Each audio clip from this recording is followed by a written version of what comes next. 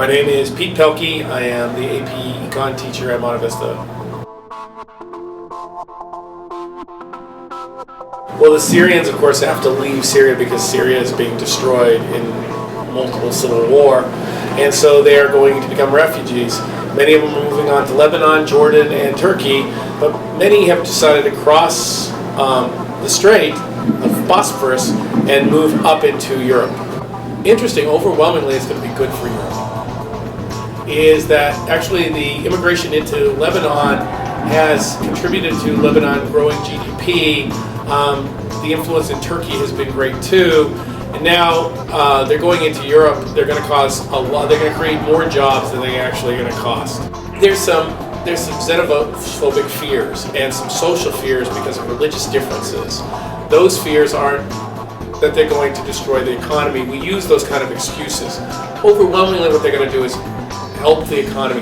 The problem with Syrians is that if you're an unclassified worker, you're going to be working off the books, which means that very low-skilled wages and low-skilled workers are going to see a higher level of unemployment economically.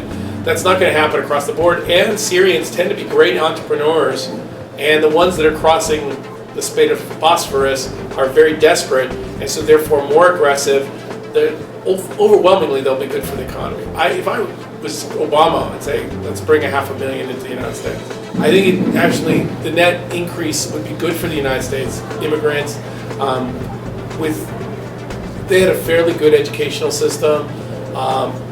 They would probably make as good citizens as anybody else in this United States. I'd take them. Germany's taking many.